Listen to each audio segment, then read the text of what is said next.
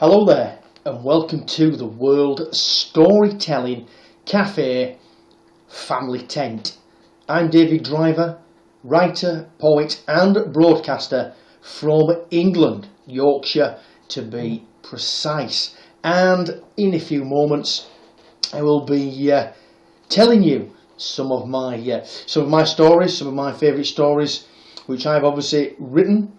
But before I do, if you're watching this video, thank you ever so much. But just somewhere here, just somewhere round about what I'm pointing, there is what we call a collection hat. And if any of you lovely people would like to donate, that will be very much appreciated. Once again, you don't have to contribute. It's not compulsory.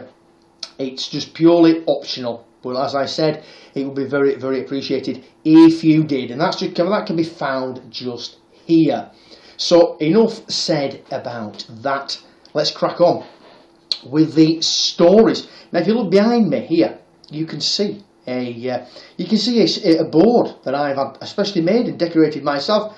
It says storytellers. So all you lovely children, all you youngsters watching, you mums and dads, and all your grandparents, anybody listening to this now, you can't fully make it out, but there's some words written at the top, and it says imagine, create, inspire, and those are the three words which I would like to share with you initially. Imagine, create, and inspire. And above all else, I do hope that these stories bring about your creativity, your imagination, and do inspire you to write stories and weave in and out of the world of writing. And there is another little saying, if you like, another rhyme, if you like, behind me, and it says, under the light of the sun we shall weave our words of magic, and under the light of the moon we shall dream about them. And I want you to take that away. So get the pens out, get the creativity flowing, and write the story and share it. A wonderful thing to do indeed. I do have a mixture of stories, some shorter than others, and possibly there are no shorter stories than what I call the 99-word stories. And it's a little exercise I have. And it does encourage people. They are they are stories, which are just 99 words in length, not including title. And if you read them online or reading the book, there will be 99 words. But for all you clever people out there, I may well, when I'm doing it live like I have now, I may well add an extra few words. So don't quote me on that. There should be 99 words. Have a go yourself. So we'll start off with a few of those. And this was called Day Out. The journey took an hour and the sun shone. Everyone was happy, and I sat next to Abby. She's my best friend, but she never stops talking. We ran along the beach and got wet in the sea. I love Cornish pasties, and the ice creams cooled us all down. Abby fell and grazed her knee. She cried a little, but I made her feel better when we snuggled up. Tea was my favourite, fish and chips. On the way home, I fell asleep, along with Abby. It's brilliant being a dog, and all the family love me. So that's my opening story for the 99-word stories. I'll share a couple more with you, and that story has come about quite obviously because we love dogs. We love dogs and cats, and we do have a pet dog called Betty, and she's a very, very big part of our life. The second story is called Mr. Marmalubian, and I'm fortunate enough to live by a park, our local park. And when the fairs or the galas, however you want to pronounce it, when they come to town, so to speak, come to the village, we always get excited, and everyone turns up, and all the rides and all the fair people turn up, and it just bring about magical thoughts And again, short story, I just thought to myself, Mr. Marmalubian is coming to town. He always came to the village on the last Saturday in June, and sunshine came with him, along with a whole cast of magic, excitement and wonderment.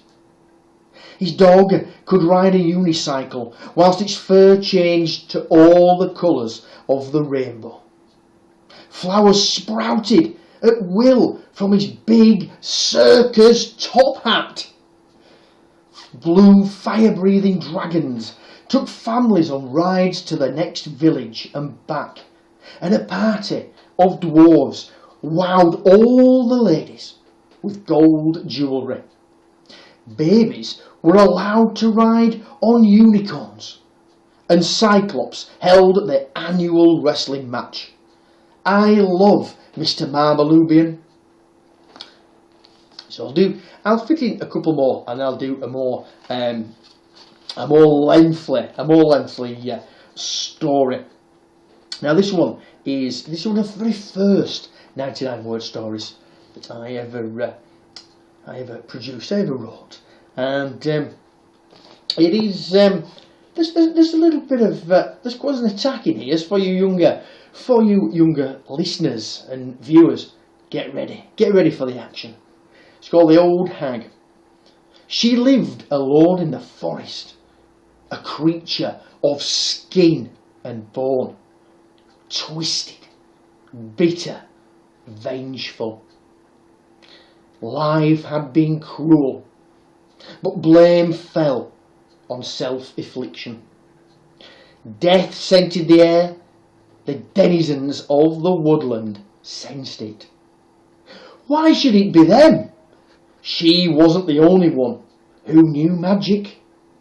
Another possessed the art of shape-shifting. Naruk the Great rose to his full height, roared in all his glory, and took off her head with one mighty blow from his powerful claw. The tale was told to generations of how the mouse became a mighty bear and slew the old hag. Hope you enjoyed that one. I'll do one more 99 word story, and we'll go to a longer story. And this was called My Shoes. And I think everyone has a favourite pair of shoes, a favourite pair of boots, and a favourite pair of trainers. But why we like them, why they are our favourites, is entirely up to you. Call My Shoes. I love my red shoes. Mum bought them at the market last week. I haven't taken them off since she bought them. I wear them for breakfast. I wear them for school and wear them at tea time. They're very shiny, and I can see my reflection in them. I wear them when I go to bed. They match my red pyjamas. I will never take off my red shoes because they are magic shoes. And when everyone else is asleep, I can fly up to the clouds and see the cloud people and drink pink lemonade with them. And talking of lemonade, just give me a moment, because this next story is all about lemonade. Now, we all love lemonade. The weather's nice and sunny, it's hot, thirsty, and you think a lovely glass of lemonade. Might have it in a tall glass, a short glass, with a straw or without. Fizzy lemonade is indeed wonderful and refreshing on a lovely summer's day. And I'm sure everyone watching this has their own favourite flavour, their own favourite type of lemonade. But let me ask you, have you ever tasted lemonade which has been made by the one and only Mr. Zacca Ponte? Yes, Mr. Zacca Ponte is a master lemonade maker. And I do happen to have a story about the great man. And I've already mentioned about drinking from a glass. Well, did you know that in some parts of the country where Mr. Zakaponte comes from, they love to drink lemonade from the shoe? That's right, it's savoured from the shoe itself. Strange indeed. So let me entertain you now. Let me share with you the story of Mr. Zakaponte and his extra fizzy, multi-flavoured lemonade. And the story tells of how he has to go before the king. Because in the land where he lives, if you are a lemonade maker, you can't continue to make the lemonade. You can only make the lemonade for so long. And then the king himself summons you. And he's not very nice. Because I'm sure some of you know, a lot of past kings and queens might say, "Off with his head! Off with his head!" And that is what the king is like. King Mog, they call him, off with his head if you fail or upset him. So let's have a listen and see what you think. Green, yellow, pink, orange, red, black and white. Yes, that's right, black and white lemonade. Purple and blue, all fizzed deliciously inside glass after glass. It was lemonade, Zakaponte lemonade, the finest in all of Fuggle. And it will remain that way, just as it had done for the last 127 years.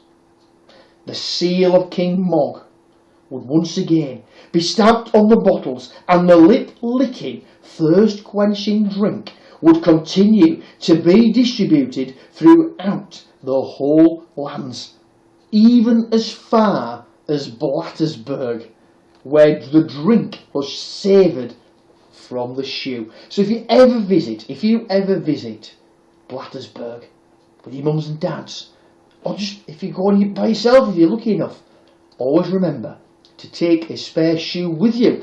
And why? Because if you go and ask for a drink of lemonade, what are they going to do? Well, you're going to have to give them the shoe because you have to savour it. Don't want to upset them. Let's read on. Now, but once again, 5 years had passed, and the king, along with his royal tasters, would sample the drinks of the finest 3 in the land. Only a trader with a royal seal could trade in other lands. All others had to use the local market or certain shops. Zakaponte lemonade had been a famous export since 1139, when the family business was founded. Perfect, perfect, perfect, perfect, announced Mr. Zakaponte as he tasted a drop of each. Selecting a small coloured bottle for every flavoured delight, he filled the vessels, corked them and added a label. That's right, Noggle. The master lemonade maker smiled as his long-winged blue dragon passed him a cork. These dragons had been used for nearly a century as couriers of the refreshing drink and were very friendly and reliable. But Noggle was only a baby and was some way off flying off to different lands. Now the crate was loaded up, the horse and cart readied, and Mr. Zakaponte himself took up the reins. Down and round, round and down went the spiralling path from the castle to the cobbled street town. Across fields, up and down roads, and over several bridges he crossed, until eventually the great gates of the city faced him. Halt! Who goes there? Mr. Zakaponte. Ah, the lemonade maker, bellowed the guard once more. The gates swung open and he rumbled in. Guards eyed his cargo longingly, but he kept moving forwards. Once inside, there was no messing about. He only had 1 hour. He only had 1 hour, and the taste would begin. The taste would be on. King Mog was a very, very busy king indeed, and to be late might result in, have you remembered, losing your head. Not a good thing to do.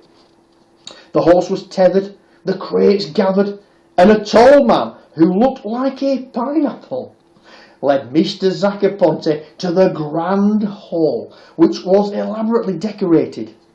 3 wooden tables stood at one end, gold chairs and a table sat at the other, and the lemonade maker noticed that 2 tables were already taken. Fingal Thumperpick and Bertram Booglewhacker won the competition, old rivals whose bottles were already set up. Pausing, Mr. Zaccaponte carefully selected his 3 bottles and then left until called before the king. Trumpets sounded, filling ears and announcing the arrival of King Mog. Dressed in blue and yellow silk, he waltzed into the room with grace. All acknowledged him as he approached the royal table. Zaccaponte, Booglewhacker and Thumperpick were all shuffled into the hall by a tall, gangly-looking man who talked through his nose and whose face looked like a buzzard's. He went by the name of Pootle. The younger members of staff had a nickname for him, but ended up being severely scolded when caught using it. "You may begin, Pootle," King Mog spoke. "Sire." The tall man gestured with hands as he replied, then motioned for the 3 lemonade makers to take a seat. Pootle approached the 3 tables to his left in his usual quick-footed waddle, which brought about a few hand-muffled giggles. Unveiling the contents of each table, one by one, 9 bottles stood as he removed the golden covers in an over-theatrical manner, whilst the 3 competitors sat uneasy in simple wooden chairs. 4 glasses were set on a silver tray. A bottle was opened, poured, and Pootle walked over to the royal table to face the king and his 3 taste advisors. "Pootle, strawberry... I do apologise. Booglewhacker, strawberry fizz." Pootle read from a card, placed it on the tray, and then offered the 4 drinks. King Mog tasted first, followed by the other 3. All held the liquid, refusing to swallow. Their faces looked as if they were about to be sick. "Oh, no." Then the king spat out the lemonade. "What is this disgusting concoction? Oh!" Others spat out the foul-tasting liquid. Pootle scurried about fetching glasses of water, and the king continued his rage. "You!" he pointed. "Bob Backer, or whatever your name is. Are you trying to poison me?" No, sire." The small, fat man tried to protest his innocence. "Silence, big blocker." Pootle, I need water quickly." King Mog composed himself whilst people fussed about. Bertram Booglewhacker turned paler and paler. Swallowing hard, he cast a glance around the room and gulped again. Guards, take him away! Send him back to wherever he came from, and issue a royal document stating that no, and I mean no lemonade, shall be made by this oath for the next 100 years. Poor old Bertram. He was nearly in tears as he left. But lucky for him, the king was in a good mood. Thumperpick, Red Bury Rumble. This tall, grey-looking man slowly rose and acknowledged the king. Pootle approached with the glasses, and Mog tasted first. All held their breath, and then it happened. His tummy started to rumble louder and louder. His toes began to tingle, and his nose began to twitch. His eyes bulged, turning red, and suddenly his whole body rose 3 feet off the chair and spun 360 degrees 3 times. Wow! That was fantastic! I love it! All cheered. Hey! The advisors gulped and experienced the same effects as the king. Thumperpick attempted a smile which resembled a sneer. Zaccaponte! Chocolate ice cream whirl! There was no time to waste, and the ritual was repeated for a 3rd time. As the lemonade was poured, all watched in awe. The liquid swirled inside the glass, half black and half white. Lips were licked, and Mog could wait no longer. His taste buds were sent wild. He was lost in another world. It was cool, refreshing lemonade, then pure white chocolate followed by Dan. King Mog's body floated above the table. He was in chocolate heaven. He lowered gently to his seat. His left thumb turned to dark chocolate, and his right thumb turned to white. All were aghast, and then he returned to normality with a smile. You could hear a pin drop. No one spoke, not even after the advisors had tasted. What would happen next? Who would win the contest? The king sat, lost in taste, undecided. Then a single finger pointed skyward and then pointed at Pootle. Pointed straight at him. Gasps escaped, disbelief and astonishment. Another round of tasting. Zaccaponte! Raspberry rocket repeater! Silence prevailed for the longest 10 seconds ever. The king really wanted to test Mr. Zaccaponte to the limit. Could he really follow up his first lemonade with something better? As the liquid was poured, all eyes were focused on the mesmerising red liquid. It was like a volcano waiting to erupt, and the crowd wanted lava. And I can tell you, they didn't have to wait long. As soon as the king's lips tasted the physic delight, he felt as if he was a raspberry himself. From his head right down to his toes, King Mog tingled, and his skin turned a fruity red. In fact, the whole world seemed red through his royal eyes, which had now turned into 2 enormous raspberries which beamed like a lighthouse with double vision. He shot to the ceiling, stopping an inch short and plummeting back down into his chair. Then the king flew around the room with his whole body fizzing and a whizzing. The king's taste buds were sent wild as the raspberry lemonade delight engulfed his whole body in a physiotomical experience. Win, that was the only thing Thumperpig could do. But what an act to follow! Thumperpig, elderberry eruption. Oh, and you obviously now know what happens next. With all the theatrics and Pootle revealing it and talking, you know what happens, so let's get on with it. It tickled at first, nearly bringing a smile, and a relaxed, dreamy feeling engulfed the king. But then, without warning, his head swelled twice its normal size and looked like a giant Brussels sprout. His head, or giant Brussels sprout, turned from green to pink and back again several times. The king had to leave for half an hour in order to compose himself, but not before he bellowed at Thumper Pig.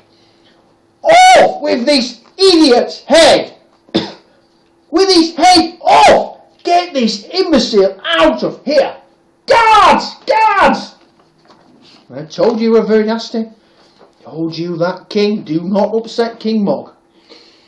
Guards rushed in, and poor old Fingal Thumper Pig was taken away, and he was never seen again, and King Mog has never, ever, ever gone back on his word. But he did make the mistake of using unripened berries in his lemonade mixture. Mr. Zaccaponte just sat quietly, patiently waiting, saying nothing. Then the king returned, still slightly fuming. All eyes moved left, then right, then left, then right again. And his finger pointed. "Mr. Zaccaponte, blueberry goggle eye blaster." As soon as King Mog had swallowed the bubbly blue refreshing drink, he went all giddy. His whole body turned blue, eyes popped out on stalks, flashing all the colours of the rainbow, and his head spun round and round so fast that his whole sight just became a blur. Shooting 8 feet into the air, King Mog zoomed to each corner of the great hall, turning a different shade of blue when he stopped. This fine lemonade was so popular that everyone, along with the king, enjoyed the experience 3 times, and at one point were all whizzing through the air from corner to corner, and Mr. Zaccaponte remained seated at all times. Of course he did. Amid smiles, laughter, and a different shade of blue, the king spoke. "Mr. Zaccaponte, Mr. Zaccaponte, you are a genius! A genius, I declare!"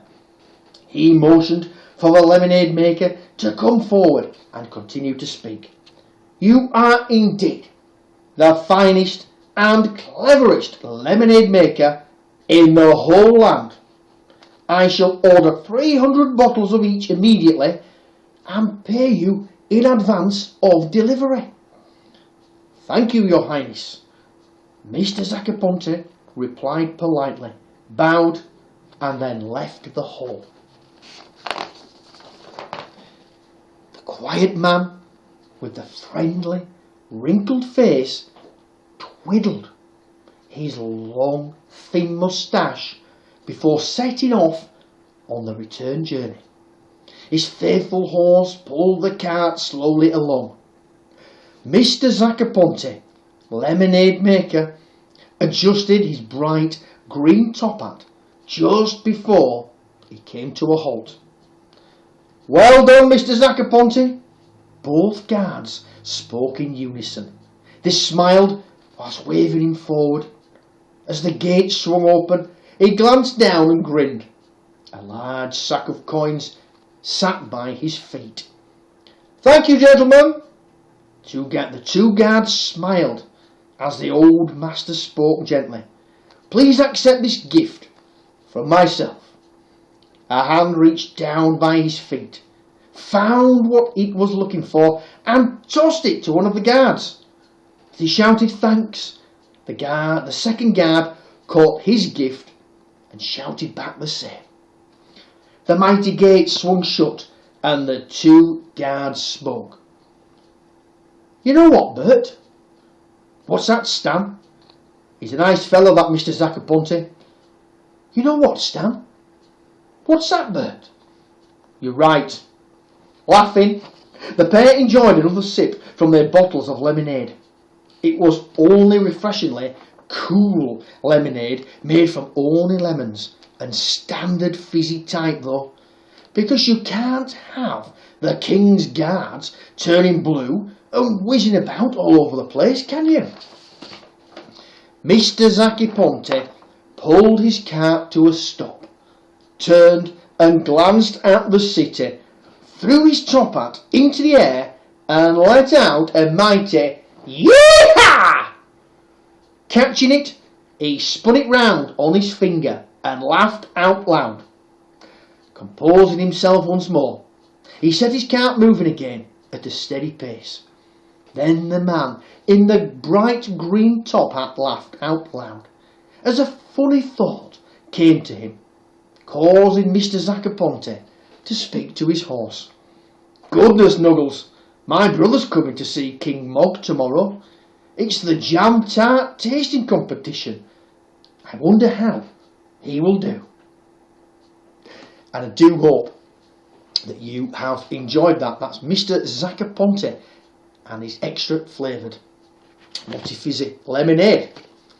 So I'll continue. I do have another longer story to share with you, but just to give you let you calm down after all that excitement, I shall let's read you a few more 99-word stories, and this one's called Takeaway Girl.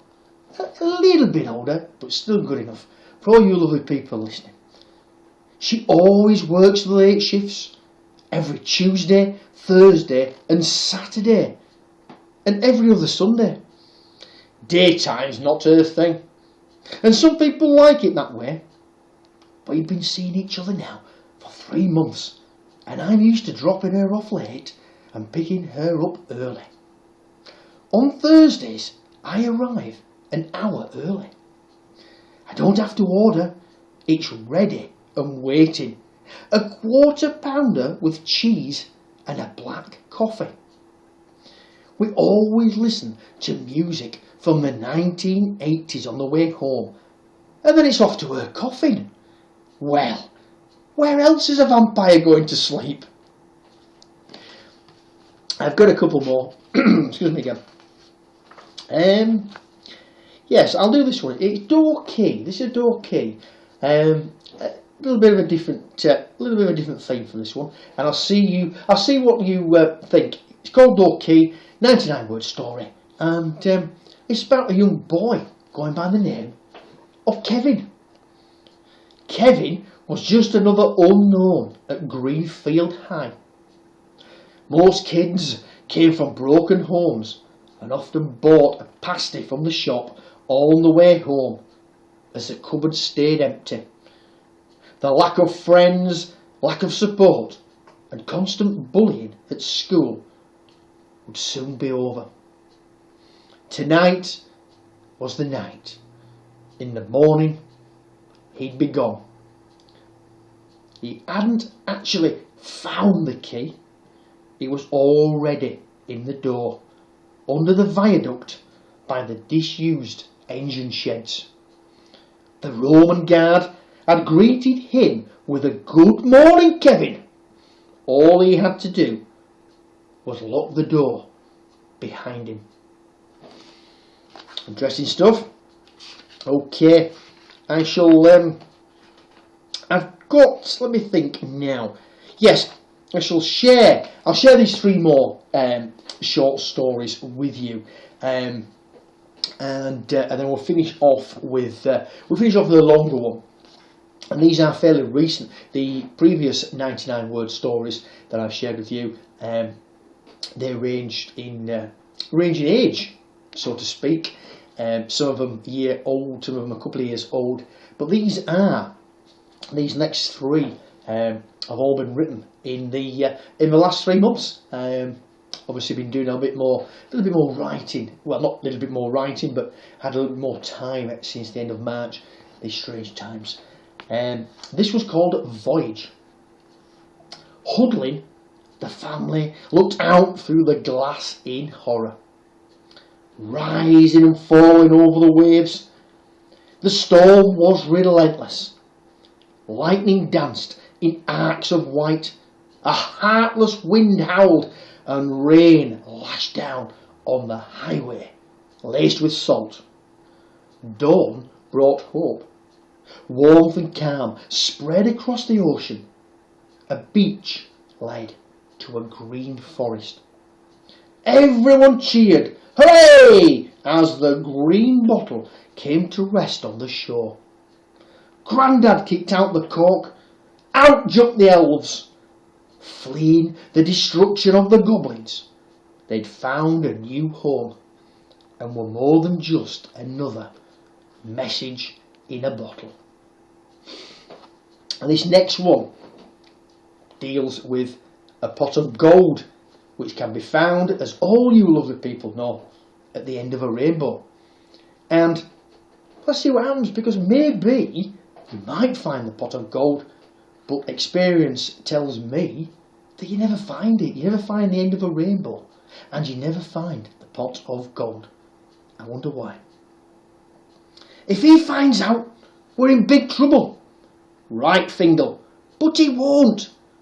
How do you know he won't, Barnabas? He doesn't want to. What does that mean? He's all for himself, loves to party with all the other magical folk. Barnabas, they are supposed to find a pot of gold at the end of the rainbow. Not anymore. Exactly, we're using the wrong paint. And magical it is. It keeps moving. They'll never find the end. Exactly. We'll soon be rich, beyond our wildest dreams. Barnabas and Fingal laughed so much they nearly knocked over the magical paint. And the last 99 word story I will share with you today is called Catch a Fish, because I said at the beginning, this has been broadcast, it's coming to you from England, the UK, and I live in Yorkshire, a lovely little village called Silsden. And we do have a magical wood, but more about that later. And all the animals can talk, and they have competitions, and in particular they do have a fishing competition. So this was called Catch a Fish. The tournament started with a clang of pots and pans tied to the willow tree, and excitement rushed through the contestants. Blue Hat Hare led them up the hill to the great pond, and it was Old Woodpecker who reminded them of the rules. Cawing Crow kept count, and Crazy Squirrel marked scores up on the blackboard with his stick of yellow chalk. Grandma Hedgehog had made pots of plum jam, and Slim Stoat served up his famous elderberry fizzy lemonade. And the winner was young Walter by 2 bream and a stickleback. After all, he was a kingfisher. Good stuff indeed. What I will do now, I think I will end on excuse me. I think I'll end on this story, and it goes by the title of Dr. Mysterious and the Tommy Rottens. What can it all be about? Well, I'm sure all of you know, live on the planet Earth, and sometimes aliens, monsters, an all array of foul beasts and people that just want to take over can invade. And neither you nor I might know about it. But there's certain people, I can't really say gang, but a certain group of people that help to protect Earth. And it's led by a man called Bartholomew Glue, Barty Glue to his friends. So this is a story. As I said, it's Dr. Mysterious and the Tommy Rottens, and it's the first story I ever wrote.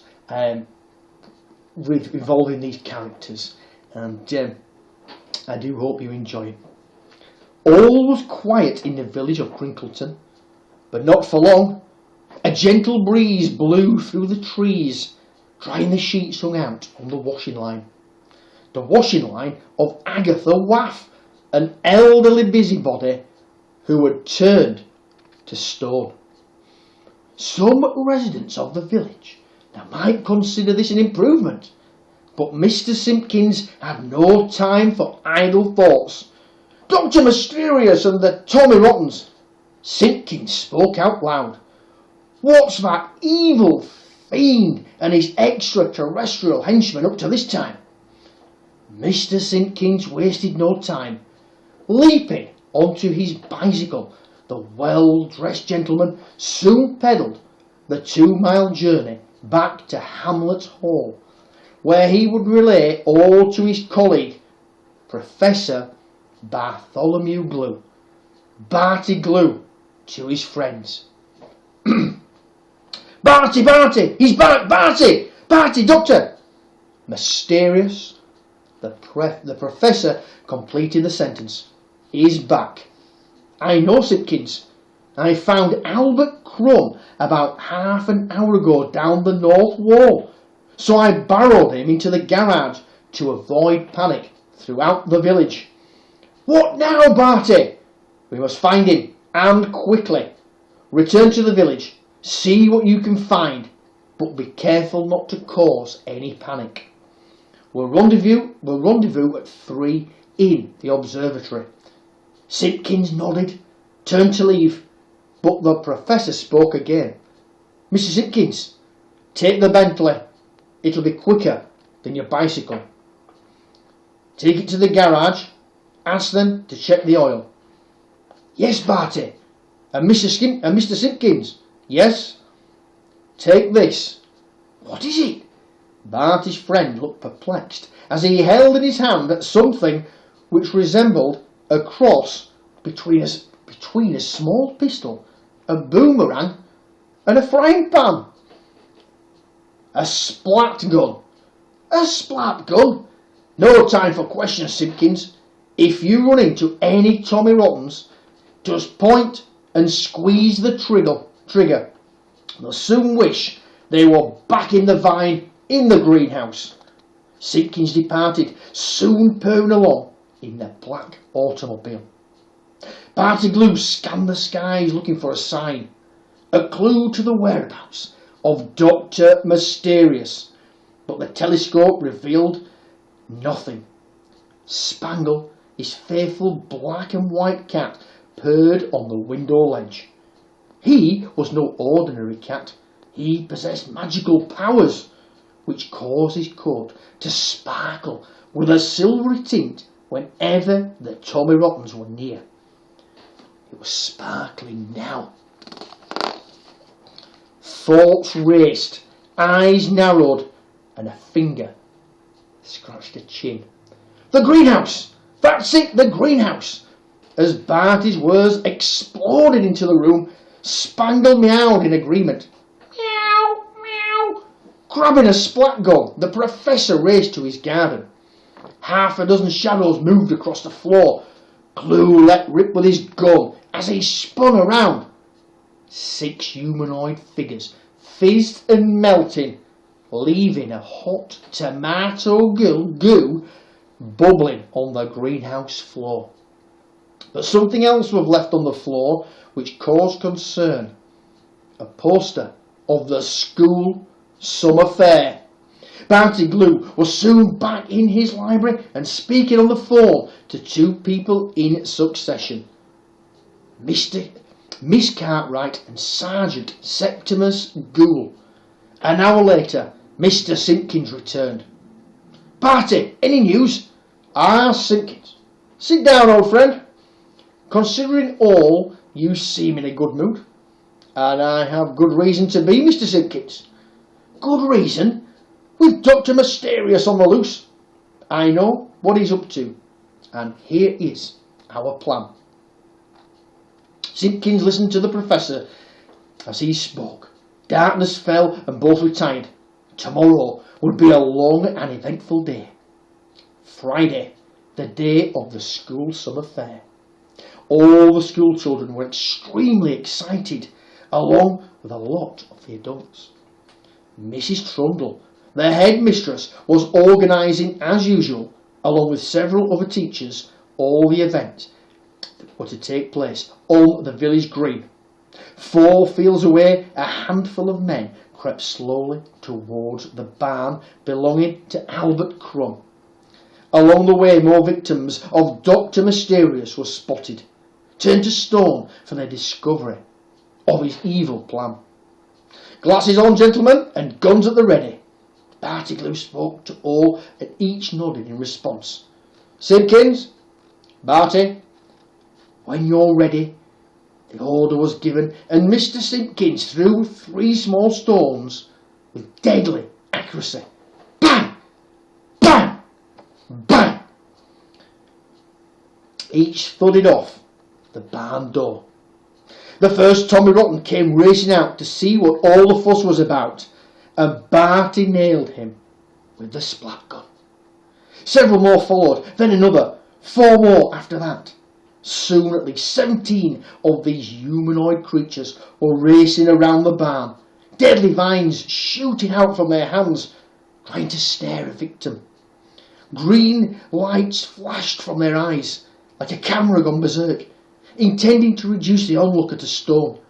But the dark glasses were designed to counteract the attack. Splat guns worked overtime, reducing the invaders to a tomato pulp. Eventually, the last one fell.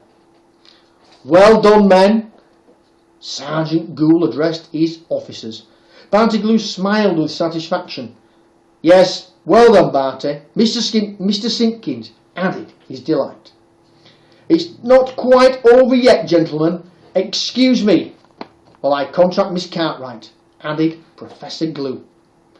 A silver object, about the size of a small mobile phone, was produced from inside his jacket pocket. Extended a small aerial, Barty pressed a red button on the front and proceeded to speak. He was using the Funkle phone. To everyone's amazement, a female voice replied. Words were exchanged and Glue nodded in agreement. They're both safe and both well. Barty referred to his niece, Lizzie Drake, and a guardian, Miss Cartwright. He continued and all listened. They had found the Tommy Rottens hiding in the school's kitchen. Drawing their splat guns, they were soon dispensed.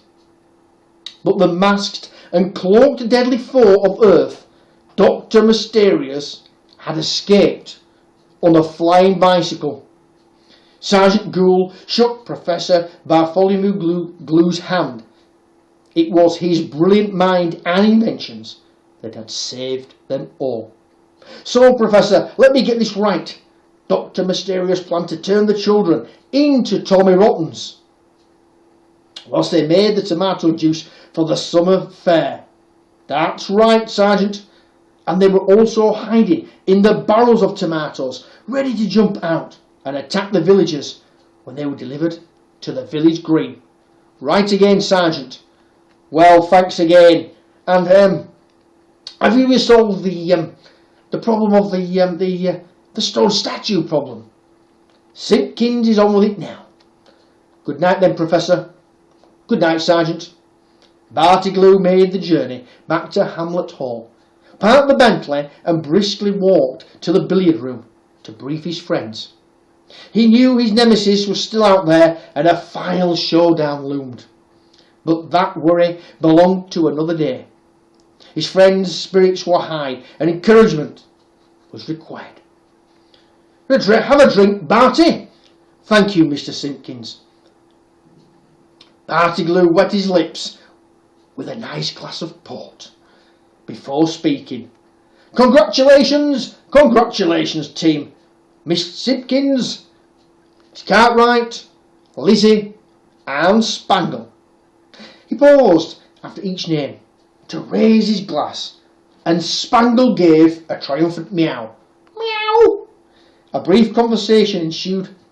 between all. And then Bartholomew announced more. Listen up, team. I'd just like to pass this amongst you. The piece of paper soon circulated, causing Simpkins to say, "Good grief, Barty, I've not seen the likes of this since Africa." "Correct, Mr. Simpkins," the professor replied. Miss Cartwright added, "What next, Bartholomew?" Eyes narrowed, and the glass was emptied before the professor spoke. "I've sent Voodoo Bob a telegram, and in the morning, Mr. Simpkins, I want you to call Rudy von Strudel. Use a funkel phone. We need the airship." "Yes, Lizzie, that's right." Barty looked at all in turn, and then continued. "We'll need the airship whilst in London. I suggested early night.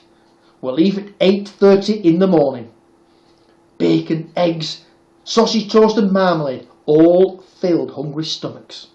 Bags were packed and all journeyed to the station together.